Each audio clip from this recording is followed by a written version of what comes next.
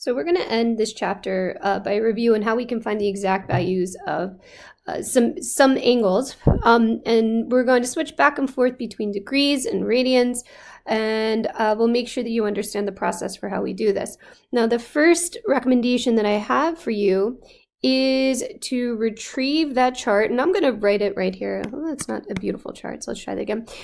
I want you to go back and look at that chart that we had from chapter 4 that tells us if you know the radians of an angle, then you know the degrees of an angle, and you know some of the places where the angle terminates. So let's do a quick review of those angles. Let's put them over here, and I'm going to refer to this chart a lot when we're talking about how to find some exact trig values. So let's put our answer in radians, let's put the answer in degrees, and for this chart over here, we'll do the ordered pair where they terminate. So in regards to radians, we start off with 0 radians, we're going to go to pi over 6, we're going to do pi over 4, we're going to do pi over 3, and then we have pi over 2. Okay, so these are all of the radians, these are multiples of these that we can find the exact values for at this point.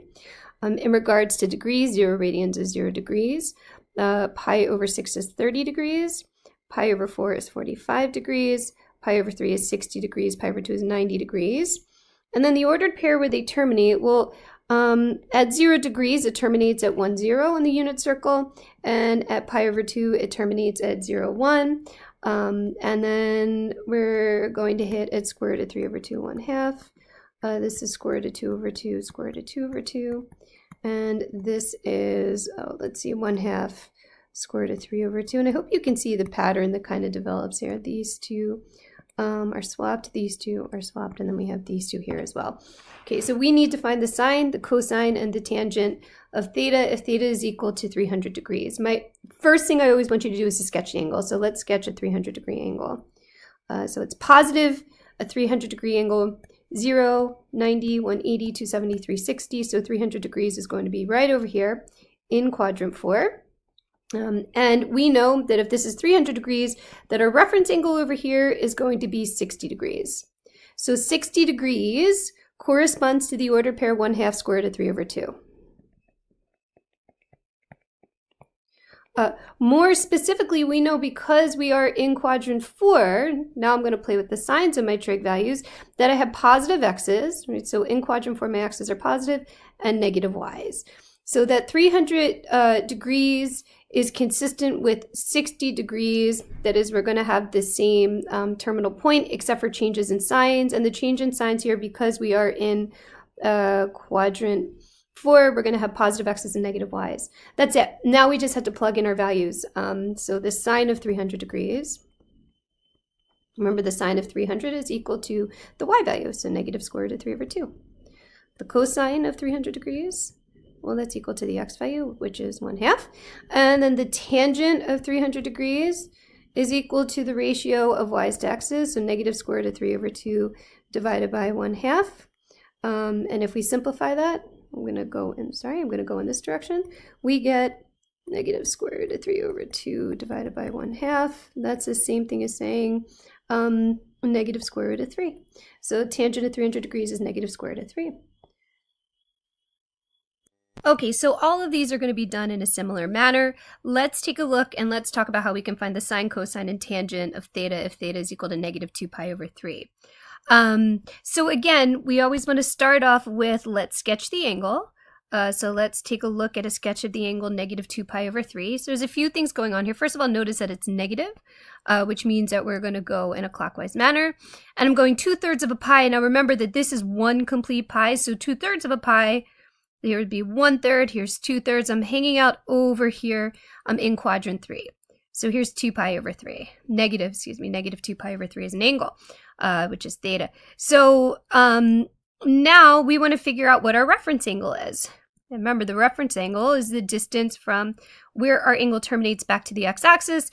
And if this is 2/3 of a pi, I need to get to 1 full pi. I have to travel 1 more pi, so our reference, 1/3 more of a pi, so our reference angle is going to be pi over 3.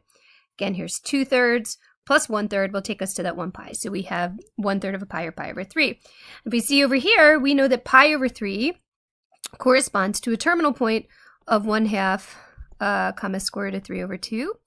And we also know because our angle terminates in quadrant 3 that both our x values and our y values are negative. Once you have the terminal point, then it's just a matter of using the definitions appropriately to figure out what the trigonometric values are going to be. So let's see, we have the sine of negative 2 pi over 3. Well, the sine value is the y value of the order pair, which is negative square root of 3 over 2. We have the cosine of negative 2 pi over 3. And the cosine of negative 2 pi over 3 is going to be negative 1/2. And, oops, sorry about that. Don't go away. This guy can go away. And then we have the tangent of negative 2 pi over 3. And the tangent is the y value divided by the x value. So we have negative square root of 3 over 2 divided by negative 1/2, which is equal to positive square root of 3. Okay, so we have our first two. We figured out sine, cosine, and tangent at 300 degrees, and sine, cosine, and tangent at negative 2 pi over 3. Let's take a look at the cotangent of negative pi over 6.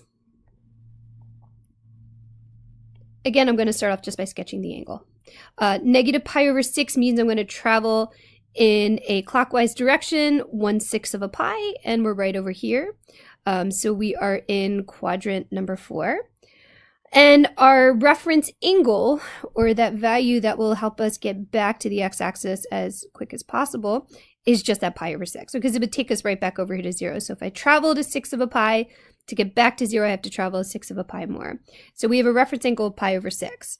Pi over 6, let's look up here, corresponds to the order pair square root of 3 over 2 1/2.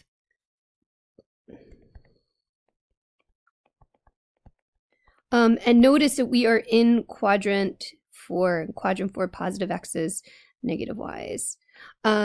So in this case, I'm only looking for one specific trig value. I want to figure out what the cotangent of negative pi over 6 is. Now, the cotangent is the reciprocal of tangent. Tangent is y over x, so cotangent is going to be x over y.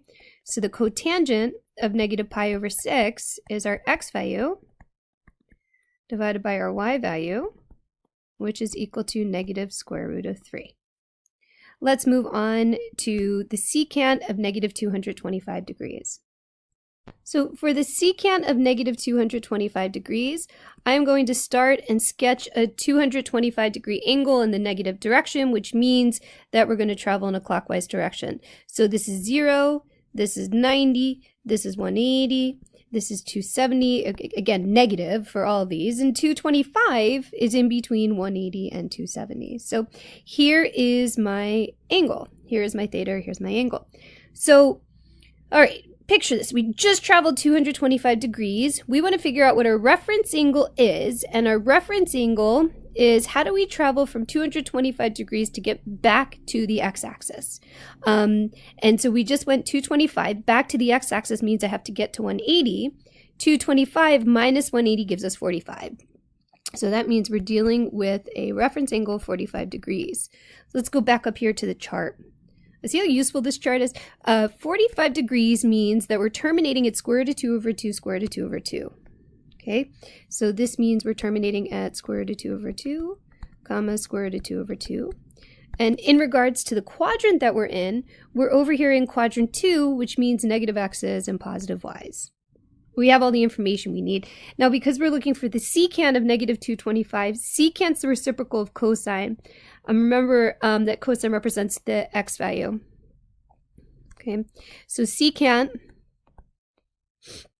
so the secant of negative 225 degrees is the reciprocal of our x value. So it's either, we could call it one of two things. We could either call it 1 divided by the square root negative square root of 2 over 2, or actually it's the same thing as just flipping that, and we get negative 2 over the square root of 2. Now notice that this isn't rationalized, that we have a radical in the denominator, so we can rewrite this as negative 2 divided by the square root of 2, and then rationalizing it gives us negative 2 square root of 2 divided by the square root of 2. These two can cancel. The square root of 2 in the numerator, square root of 2 in the denominator. So the secant of negative 225 is just equal to negative 2. Okay, for two more examples, let's take a look at the sine of 11 pi over 4. First thing that we should notice about 11 pi over 4 is that it's an improper fraction.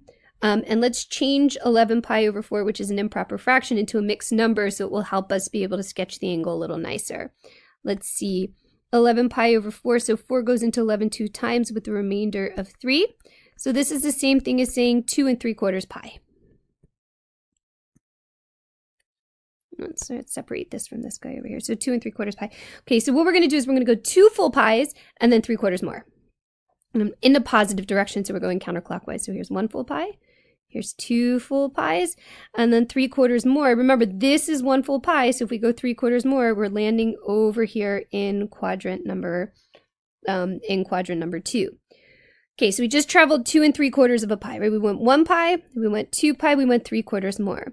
To help us figure out what our reference angle is, okay, so this is 1 pi, this is 2 pi, this is 3 pi's. So remember, this is the same thing as saying 3 pi's. So how do we get from 2 3/4 of a pi to 3 full pi's? Well, we have to travel a quarter more of a pi. So our reference angle is pi over 4. So for pi over 4, we have a terminal point at square root of 2 over 2, square root of 2 over 2.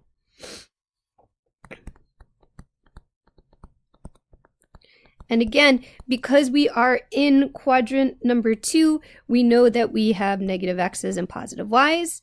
So the sine of 11 pi over 4, now remember that the sine value is the same thing as saying the y value of the ordered pair. So the sine of 11 pi over 4 is equivalent to saying the square root of 2 over 2, the exact value for that. Okay, and on to our last one. Let's talk about how to find the tangent of pi. Tangent of pi, tangent of pi, tangent of pi. So again, we're going to sketch the angle. So pi lands exactly right here. I mean, we're pretty much done at this point. Because remember that this is the ordered pair 0, 1. Or this is the ordered pair 1, 0. Oh, excuse me, this is not the ordered pair 0, 1. This is the ordered pair negative 1, 0. We start off at 1, 0, and we're going 1 full pi, so we're going to end up over here at negative 1, 0. We're pretty much finished at this point. Now, we know that tangent, we have the terminal point, so we don't have to worry about finding the reference angle. We know that the tangent of any angle is equal to the y value divided by the x value. So the tangent of pi is equal to the y value, which is 0, divided by the x value, which is negative 1, and we get 0. So to kind of recap what we just talked about, if we're finding the exact values of a trigonometric function, the first thing I want you to do is to sketch the angle.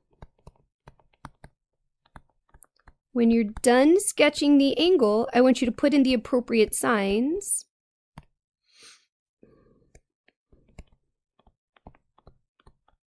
According to the quadrant that we're in. So based on your quadrant.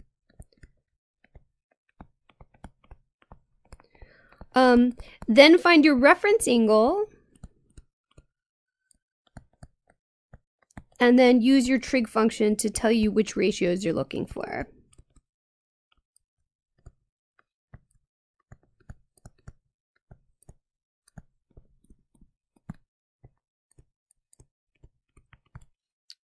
And that's it.